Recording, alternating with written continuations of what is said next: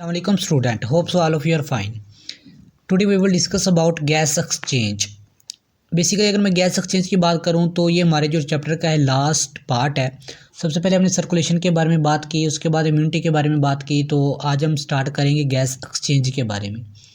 अगर बेसिकली मैं बात करूं ऑर्गेनिजम्स की, लिविंग और एनिमल्स की बात करूं तो एनिमल्स अपनी एनर्जी से, अपने जो एनर्जी फूड जो खुराक लेते हैं, एनर्जी के सोर्स उनके इस्तेमाल करते हैं, उनको बेनिफिट्स हासिल करने के लिए इन एनिमल्स के पास दो प्रैक्टिकल प्रॉब्लम्स होते हैं जिनको ये एनिमल जो है, एनिमल्स का बॉडी जो है वो सोल्व करती है। सबसे पहला जो प्रैक्टिकल प्रॉब्लम है वो ये है कि ये क्या करते हैं कि ब्रेक डाउन करते हैं फूड पार्टिकल्स की। क्या करते हैं? ब्रेक डाउन करते हैं फूड पार्टिकल्स की। ब्रेक डाउन यानी कि इनके अंदर जो इम्यून सिस्टम होता है वो क्या कर जो डाइजेस्टिव सिस्टम होता है वो क्या करता है कि इनके जो फूड पार्टिकल्स होते हैं उनके ब्रेकडाउन करता है, उनको मेटाबोलाइज करता है ताकि वो क्या हो सकें कि ब्लड के अंदर इजीली डिज़ोल्व हो सके, उनको मेटाबोलाइज कर देता है। तो ये फर्स्ट प्रॉब्लम जो है एनिमल के जो बॉडी है वो सोल्व करती है। सेकंड प्रॉब्लम ये है कि अपने सर्वाइवल के लिए, अपने आप के इजीली बनी अपनी लाइफ को इजी बनाने के लिए ये क्या करता है? एरोबिक रेस्पिरेशन करता है। एरोबिक रेस्पिरेशन करता है। बेसिकली एरोबिक रेस्पिरेशन ये होती है कि अपने अंदर जो फूड पार्टिकल्स हैं, यानी कि अपने अंदर जो एनर्जी बनाता है वो किसकी मौजूदगी में बनाता है? In the presence of oxygen की मौजूदगी में।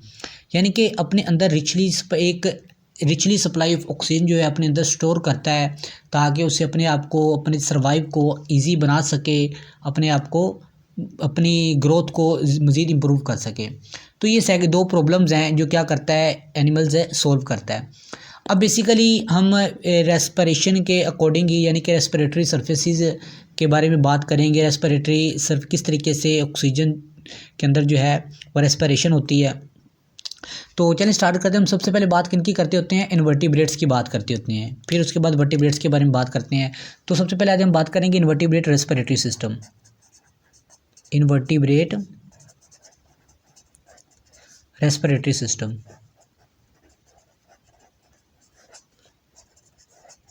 मैं इनवर्टिब्रेट का रेस्पिरेटरी सिस्टम स्टार्ट करने से पहले हम बात कर लेते हैं कि कुछ रेस्पिरेटरी सर्फेसिस की, यानी कि जो वर्टिब्रेट्स हैं और इनवर्टिब्रेट्स हैं उनके अंदर कुछ सर्फेसिस ऐसी होती हैं, डिफरेंट सर्फेसिस होती हैं जिनके ज़रिए वो क्या करता है? रेस्पिरेशन करता है। तो सबसे पहले ये 5 मेन टाइप्स हैं इसकी, 5 main types of surfaces, respiratory surfaces आप इसको कह सकते हैं, सर्फेसिस का नाम दे सकते हैं। सबसे पहले कौन सी आ जाती है? प्लाज्मा सरफेस आ जाती है। कौन सी? Plasma surface. Basically plasma surface के ज़रिए क्या होता है कि ये डिफ्यूजन के ज़रिए क्या करते हैं कि अपने अंदर ऑक्सीजन को इनटेक करते हैं और कार्बन डाइऑक्साइड को आउटटेक करते हैं। किसके ज़रिए? प्रोसेस के ज़रिए, डिफ्यूजन प्रोसेस के ज़रिए। ठीक है, ये तो पहला स्टेप था, यानी कि सबसे पहले सरफेस कौन सी होती है? प्लाज्मा सरफेस होती है। उसके बाद आ जाती है ट्रैकिया। ट्रैकिया बेसिकली ये बहुत ही कम्प्लेक्स रेस्पिरेटरी सिस्टम है जो कुछ इन्वर्टिब्रेट्स के अंदर भी पाया जाता है और वर्टिब्रेट्स के अंदर तो ये लाजमी ही होता है। उसके बाद हम बात करेंगे क्यूटेनियस एक्सचेंज की, यानी कि क्यूटेनियस एक्सचेंज के ज़रिए भी क्या करते हैं अपने अंदर रेस्पिरेटरी सर्फेसिस, ये भी एक रेस्पिरेटरी सर्फेस ही है जिसके ज़रिए क्या करते हैं कि गैसेस का एक्सचेंज करते हैं। बेसिकली क्यूटेनियस क्या है? ये इंटीगोमेट, यानी कि बॉडी की जो सरफेस होती है स्किन के ज़रिए, थ्रू स्किन के ज़रिए, इंटीगोमेट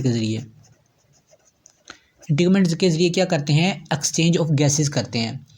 उसके बाद आ जाता है गिल्स, यानी कि ये गिल्स के थ्रू भी एक्सचेंज ऑफ गैसेस करते हैं। और लास्ट पे आ जाता है लंग्स के थ्रू। ये गिल्स और लंग्स ये भी कम्प्लेक्स ही है सिस्टम, रेस्पिरेटरी सर्फेस है। तो चलिए हम स्टार्ट करते हैं। अब सबसे पहले अगर मैं इन्वर्टिब्रेट की बात करूँ तो इन्वर्टिब्रेट के अंदर हम किसकी बात करते होते हैं? प्रोटिस्ट की, जैसा कि प्रोटोजोआ। किसकी बात करते होते हैं? प्रोटिस्ट की बात करते होते हैं। उसकी जो बेस्ट एग्जांपल जो हम इस्तेमाल करते हैं, फाइलम प्रोटोजोआ के जो बेस्ट एग्जांपल हम इस्तेमाल करते हैं प्रोटिस्ट जो है। अब बेसिकली अगर मैं प्रोटिस्ट की बात करूं तो ये कैसे करते हैं अपने अंदर गैसेस का इनटेक आउटटेक करते हैं, ये बेसिकली इनके अंदर बहुत सिंपल सा होता है। ये डिफ्यूजन के ज़रिए प्लाज्मा मेम्ब्रेन के ज़रिए, इनकी जो प्लाज्मा मेम्ब्रेन होती है उनके ज़रिए क्या करते हैं कि इनटेक और आउटटेक ऑफ गैसेस का प्रोसेस करते हैं, इनटेक या आउटटेक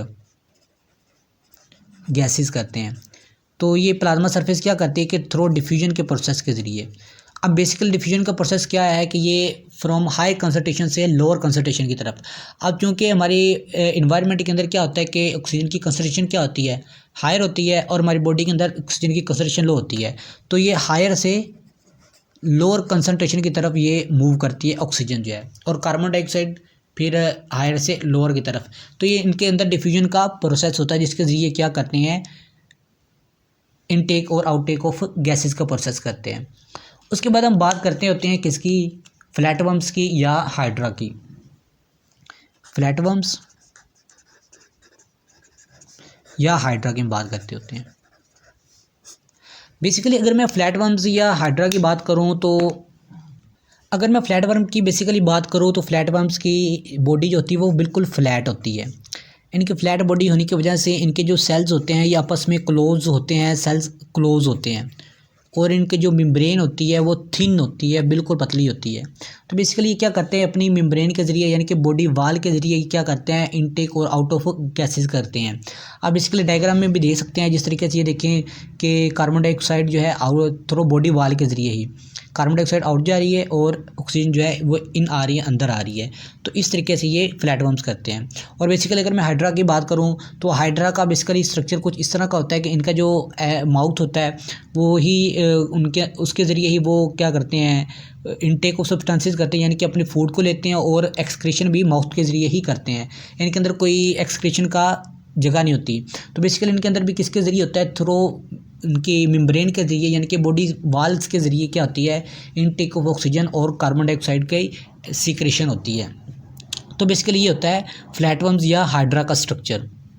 सिंपली आप इस तरीके से कह सकते हैं ये भी डिफ्यूजन के ज़रिए ही गैसेस का इनटेक या आउटटेक करते हैं। तो उसके बाद आ जाते हैं earthworms. Full integument the inner side के ऊपर क्या होती है, ये कैपिलरीज होती हैं, नेटवर्क ऑफ कैपिलरीज होती है, नेटवर्क ऑफ कैपिलरीज।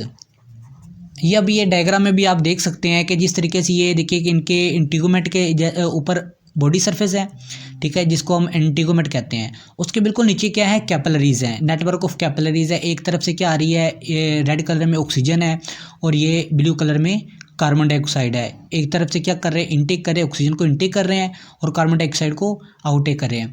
अब चूंकि ये अर्थवर्म जो है ये वेट इन्वायरमेंट के अंदर रहते हैं, ठीक है, वेट इन्वायरमेंट के अंदर, तो ये जो इसके ऊपर करते हैं, यानी कि अर्थ के ऊपर है, मोस्ट इन्वायरमेंट के जो नमी वाला इन्वायरमेंट होता है, मोस्ट इन्वायरमेंट वेट कह सकते हैं, मोस्ट कह सकते हैं। अब मोस्ट इन्वायरमेंट के अंदर रहते हैं तो इनके वो क्या करते हैं कि ये क्ले से यानी कि अर्थ से ही ऑक्सीजन को एब्जॉर्ब करते रहते हैं। इनकी जो स्किन जो है इस तरह की होती है। तो ये तब इसके अर्थवर्म्स का। उसके बाद हम बात करेंगे सी स्टार की। अब बेसिकली कुछ इन्वायरमेंट पहले भी हमने बात की कि कुछ ऑर्गेनिज्म ऐसे हैं जो क्या करते हैं अपनी बॉडी के ज़रिए यानी कि थ्रू गिल्स के ज़रिए, किसके ज़रिए, गिल्स के ज़रिए क्या करते हैं, एक्सचेंज ऑफ गैसेस करते हैं। तो इनके जो गिल्स के ज़रिए एक्सचेंज ऑफ गैसेस करते हैं जो एक्वेटिक एनिमल्स, उनमें के अंदर क्या आ जाती है, सी स्टार्स आ जाती है। अब बेसिकली सी स्टार्स के अंदर क्या होता है कि इनके अंदर ये जो गिल्स हैं यानी कि इनके जो गिल्स हैं ये स्किन से थोड़े से बाहर निकले होते हैं। आप ये डायग्राम में भी देख सकते हैं कि ये जिस तरीके से गिल्स हैं, गिल्स बने हुए हैं, ये इनके फीट का है थोड़ा सा स्ट्रक्चर, इनके स्किन से बाहर निकले होते हैं, प्रोजेक्शन ऑफ द स्किन्स होते हैं इनके गिल्स जो हैं, जो क्या करते हैं कि एक्सचेंज ऑफ गैसेस करते हैं, प्रोजेक्शन ऑफ स्किन, ठीक है। तो ये बेसिकली ये था सी स्टार्स। उसके बाद हम बात करेंगे एनिलिड्स की, लाइक पैरापोडिया की। हम बात करेंगे एनिलिड्स की, लाइक पैरापोडिया की, पैरापोडिया। अब बेसिकली पैरापोडिया ये भी एक फाइलम है, जो जिसके अंदर जो एनिलिड्स और मोलस्कस ये इसकी सब फाइलम है, इसके मिसाल आ जाती है मैरीन या एनिलिड वर्म्स। अब बेसिकली इसके अंदर क्या होता है कि richly supplied with blood vessels के अंदर, यानी कि गिल्स के ज़रिए ही। अब बेसिकली पैरापोडिया के अंदर मैरीन वर्म्स भी आ जाते हैं। अब जैसे कि ये एग्जांपल डायग्राम के अंदर देख सकते हैं, इनके जो गिल्स होते हैं वो किस तरीके से एक्सचेंज वगैरह से पैरापोडिया के आउटसाइड के ऊपर बने होते हैं। तो इस तरीके से क्या करते हैं कि अपने अंदर गैसेस का एक्सचेंज करते हैं। तो बेसिकली ये थे मैरीन और एनिलिड्स। अब बेसिकली हम बात करेंगे क्रस्टेशियंस की और मोलस्कस की कि ये किस तरीके से अपने अंदर गैसेस का एक्सचेंज करते हैं, क्रस्टेशियंस की एंड मोलस्कस की।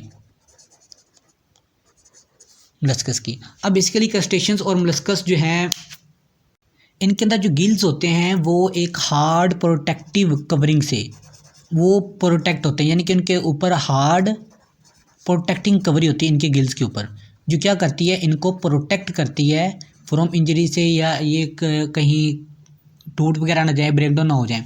तो बेसिकली ये गिल्स गिल्स को प्रोटेक्ट करते हैं और थ्रू गिल्स के ज़रिए ही इनके अंदर क्या होती हैं, गैसेस ऑफ एक्सचेंज होती हैं। अब बेसिकली ये डायग्राम के अंदर भी देख सकते हैं कि किस तरीके से इनके जो गिल्स होते हैं, इनके फीट के ज़रिए से वाटर इंटर हो रहा है बेस ऑफ सेलिपेड से, और ये क्या होता है कि वहाँ से गैसेस एक्सचेंज होगी गिल्स के ज़रिए और क्या निकल जाती हैं, ये माउथ के ज़रिए से बाहर निकल जाती है। ठीक है, तो बेसिकली इस तरीके से क्या करते हैं, अपने अंदर गैसेस का एक्सचेंज करते हैं। उसके बाद हम बात करेंगे किसकी, सम इंसेक्ट्स की, लाइक जैसा कि स्पाइडर्स वगैरह हैं, उनकी बात करेंगे। टेरेस्ट्राइल इन्वर्टिब्रेट, या सिंपली आप ये कह लें टेरेस्ट्राइल इन्वर्टिब्रेट्स की जो ज़मीन के ऊपर रहते हैं, टेरेस्ट्राइल जो खुश्की के ऊपर रहते हैं, टेरेस्ट्राइल इन्वर्टिब्रेट्स की।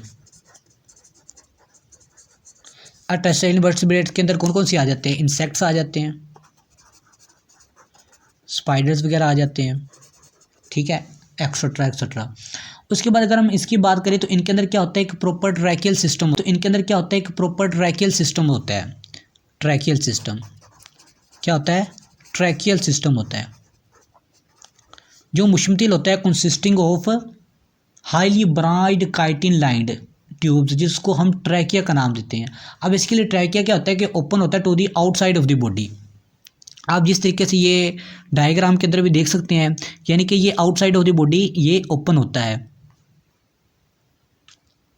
और इसके अंदर क्या होता है कि जैसे ही ओपन होता है क्योंकि ऑक्सीजन इसके अंदर इंटर होती है, तो ऑक्सीजन इंटर होती है स्पाइरिकल्स ओपनिंग से ही इंटर होती है। उसके बाद कहाँ पर चल जाती है, ट्रैकियल ट्रंक के अंदर। अब जैसे ट्रैकियल ट्रंक के अंदर जाती है तो ट्रैकिया के ज़रिए ये जो आगे मज़ीद किसके अंदर ब्रांचिंग लाइक ट्रैक्यूल्स के अंदर ये डिवाइड होती हैं, और वो ट्रैक्यूल जो मज़ीद टिश्यू से एक एक सेल तक ये अपने अंदर जो ऑक्सीजन को पहुंचा देते हैं। तो इस तरीके से इनके अंदर क्या होती है, गैसेस ऑफ एक्सचेंज होती हैं। अब बेसिकली अगर बात करें तो इनके अंदर 2 से 3 माइक्रोमीटर का भी डिस्टेंस नहीं होता, 2 और 3 माइक्रोमीटर सेल्स का भी, तो इतने ये एक दूसरे के करीब होते हैं, इतनी ये डीपली उनके अंदर ब्रांचेज जो हैं, ट्रैक्यूल्स ब्रांचेज जो हैं वो अंदर चली जाती हैं। अब बेसिकली कुछ इंसेक्ट जो हैं वो कौन सा इस्तेमाल करते हैं, वेंटिलेटिंग मैकेनिज़्म भी इस्तेमाल करते हैं। अब बेसिकली वेंटिलेटिंग मैकेनिज़्म कौन सा मैकेनिज़्म होता है, ये ऐसा मैकेनिज़्म होता है जो इनहेलेशन और एक्सहेलेशन का आपने प्रोसेस पढ़ा होगा, जिस तरीके से वो ऑक्सीजन का इनटेक और आउटटेक करते हैं अपनी बॉडी से, यानी कि इन्वायरमेंट से, और इन्वायरमेंट की जो एयर होती है और बॉडी की जो एयर होती है उसके ज़रिए क्या करते हैं, इनहेलेशन और एक्सहेलेशन का प्रोसेस करते हैं, उसको वेंटिलेटिंग मैकेनिज़्म कहते हैं। अब बेसिकली कुछ इंसेक्ट क्या करते हैं कि वेंटिलेटिंग मैकेनिज़म्स के ज़रिए भी अपने इनटेक और आउटटेक ऑफ दी एयर करते हैं। मिसाल के तौर पर जैसा कि फ्लाइट मसल्स ऑफ इंसेक्ट्स। अब जैसे कि इंसेक्ट्स के जो फ्लाइट मसल्स होते हैं,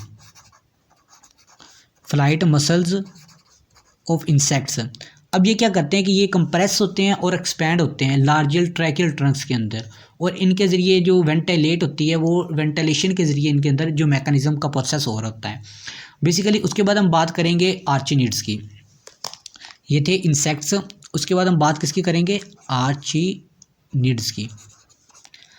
अगर मैं आर्चिनिड्स की बात करूं तो इनके अंदर क्या होता है कि बुकलंग भी होते हैं और ट्रैकिया भी होते हैं, ठीक है, और ट्रैकिया भी होते हैं, ठीक है। क्या क्या होते हैं, बुकलंग, बुकलंग्स और ट्रैकिया। ट्रैकिया का तो बेसिकली आपको पिछली समझ लगी होगी एग्जाम्पल के डायग्राम के ज़रिए भी। और अब बुकलंग की बात करूं, बेसिकली बुकलंग ये क्या होते हैं कि लीफ लाइक लीफ लाइक ये लैमिला होते हैं जिसके ज़रिए क्या होती है गैसेस की इनटेक और आउटेक होती है। अब बेसिकली आप डायग्राम से ये इजीली समझाएंगे कि किस तरीके से इनके अंदर ये बुक लंग होते हैं। बेसिकली ये इनके फोल्डेड होती है एक, ये आप देख सकते हैं। उसके बाद इनके अंदर क्या होता है कि बेसिकली रेस्पिरेटरी गैसेस जो होती हैं डिफ्यूज़ कर जाती है between the haemolymph moving along the lamella. यानी कि ये जो लैमिला बने हुए हैं, लेयर्स बनी हुई है, इनके अलोंग जो है इनके अंदर जो लिक्विड होता है, लिम्फ कहता है लिक्विड, हीमोलिम्फ क्या नाम बताया, हीमोलिम्फ, इनके अंदर जो लिक्विड होता है उसके अंदर ये डिफ्यूज़ कर जाती है गैसेज जो है, ठीक है। और जो एयर है इन दी एयर चैम्बर के अंदर, अब क्या होगा, वेंटिलेशन का प्रोसेस होगा, वेंटिलेशन यानी कि इनटेक और इनहेलेशन और एक्सहेलेशन का प्रोसेस होगा किसके अंदर, हीमोलिम्फ के अंदर। जो हीमोलिम्फ के अंदर जो गैसेस है यानी कि इनटेक और आउटटेक ऑफ दी गैसेस, अब होगा प्रोसेस स्टार्ट। अब बेसिकली ये क्या करेंगे, ये कंट्रैक्शन करेंगे चैम्बर्स की, डायलेक्शन और कंट्रैक्शन करेंगे और अपने स्पाइरिकल्स को ओपन कर देंगे। और बेसिकली अगर मैं बात करूँ कि ज़्यादातर गैसेज होती हैं वो उस डिफ्यूजन के ज़रिए ही होती हैं। Most gases is still bye diffusion, ठीक है। तो बेसिकली ये था इंसेक्ट्स के बारे में, यानी कि आर्चेनिड्स के बारे में, जिसके अंदर क्या होती है कि गैसेस की डिफ्यूजन होती है, किसके ज़रिए होती है, बुकलंग और ट्रैकिया के ज़रिए होती हैं। अब हम बात करेंगे किनकी, टेरेस्ट्राइल इन्वर्टिब्रेट्स की, जो बेसिकली इनके ब्रीथिंग जो सब क्लास के पल्मोनेटा, जो सब क्लास है इनकी पल्मोनेटा, उनके जो मेंबर्स हैं लाइक जैसा कि snails and slugs, land snails and slugs, अब हम उनकी बात करेंगे। अब बेसिकली अगर मैं पल्मोनेटा की बात करूं तो ये किसकी सब क्लास है, मोलस्कस की ही सब क्लास है, सब क्लास ऑफ मोलस्कस, ये मोलस्कस की ही सब क्लास है। बेसिकली इसके अंदर क्या होता है कि ये लैंड स्नेल्स एंड स्लग्स, ये इसकी बेस्ट एग्जांपल्स हैं। अब बेसिकली इनके अंदर क्या होता है, लैंड स्नेल और स्लग्स के अंदर ये जो पल्मोनेट लंग्स हैं, ठीक है, ये वो लंग्स जो पल्मोनेटा, फाइलम पल्मोनेटा के अंदर पाए जाएं उनको क्या नाम दिया जाता है, पल्मोनेट लंग्स का नाम दिया जाता है। अब बेसिकली ये क्या करते हैं कि पोर्स के ज़रिए, स्मॉल पोर्स के ज़रिए क्या करते हैं, इनटेक और आउट ऑफ द गैसेस करते हैं पोर्स के ज़रिए, और उनको हम क्या नाम दे देते हैं, इन पोर्स को क्या नाम देते हैं, न्यूमोस्टोम का नाम देते हैं, न्यूमोस्टोम का नाम देते हैं।